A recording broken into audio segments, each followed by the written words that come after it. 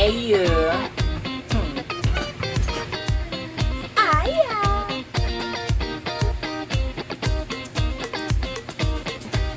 Hey! Alam nyo, parang masyado na tayo busy sa school. Parang gusto ko manood. Ano ba yung mga favorite niyong palabas? Yung favorite kong palabas dati, hanggang ngayon, ano siya? Cartoons. Cartoon, pambata. Kahit mo, no? Ano ba na? Ano siya?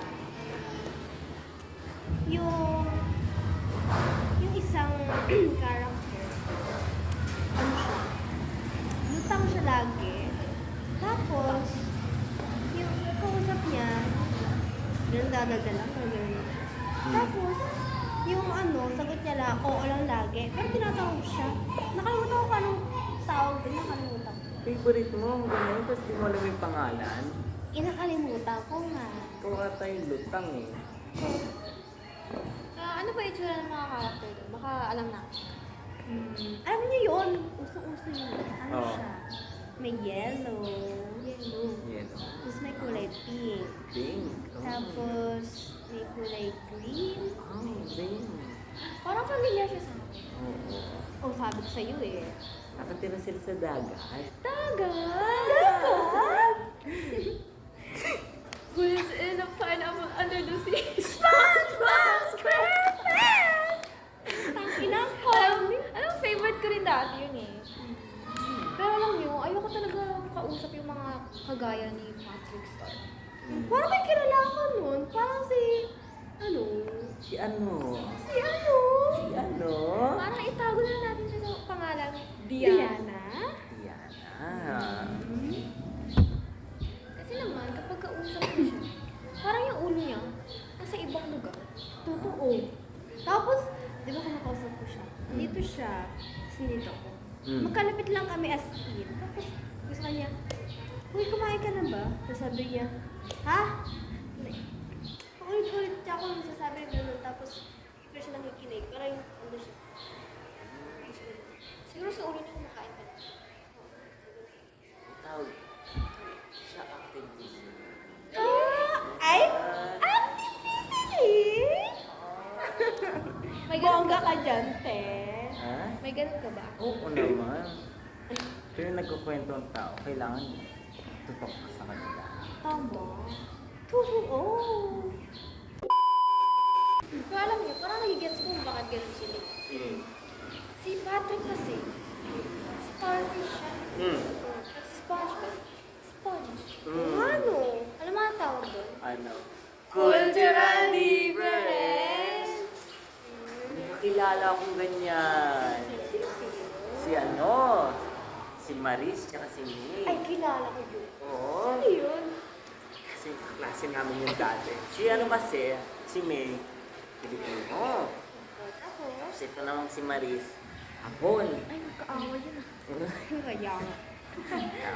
Isang araw, may project kami. Eh kami, pumunta kami doon sa bahay ni ni May. Siyempre kasama ka grupo namin doon si si Maris. Kakain dapat kami. Kamay na kami. Tapos si Maris nagulat. Parang ano ba? Bakit? Culture shock. Kasi nakakamay kami. Eh yung kultura ni Maris, hapon pala siya. Naka-chopstick. Ay, tara. Yung ginawa ni May, pumunta siya doon sa likod ng bahay. Naghati ng kawayan. Oo, siyempre malakas si May eh. Ginawa niya, gumawa siya chopstick para kay Maria. Boy! Oo. Ganate! Diba yun na nga. Nag-usap kami tatlo. Ni May, tapos ni Maris. Teka. Oh. Ba't parang nag-iba ng pwesto? Wait, kasi saan ba si? Diba nag-usap kami tatlo. Tapos may biglang dumating. Sino? Sa namin kaklase, pangalan Yvonne. Ibon? At as in, Ibon? Yvonne. It's a bird. It's a plane. It's a bond. Si Yvonne yung dumating. Tinanong niya sa amin, pinag-uusapan niyo ba ako?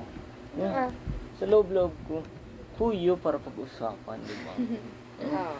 Di nung, tingin niya siguro, binabackstab namin siya. Asumero. Asumera?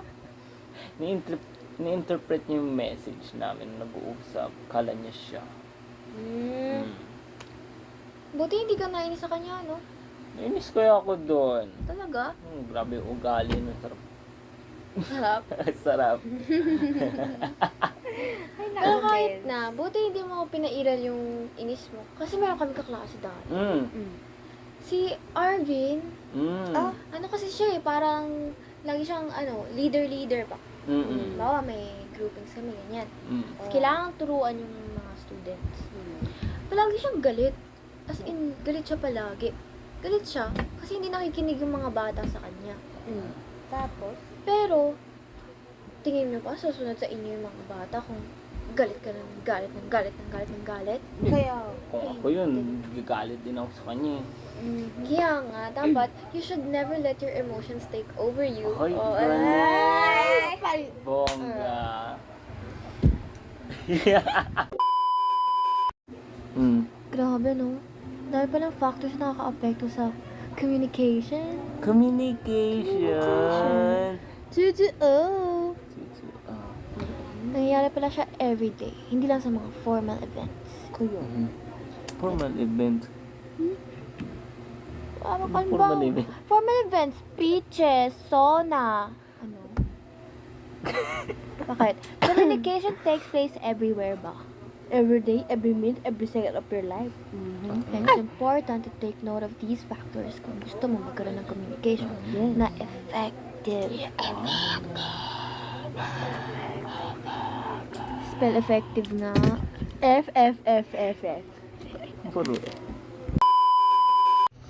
Now what? Nawa. Hindi siya, di ba? Hindi siya, di ba? Akala ko pwede Tagalog. Pwede ba?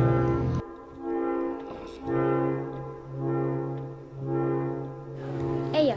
Siyempre may antay doon. Solo tayo para ikakrap ko. Hi, I'm Eya.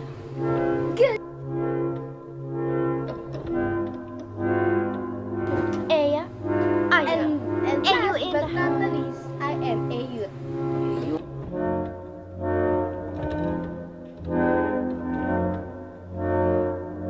After that, sino magtutuloy nun?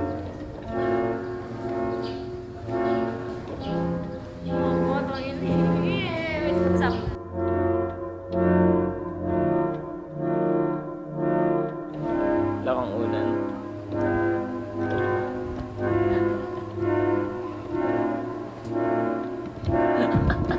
Not a sleepover?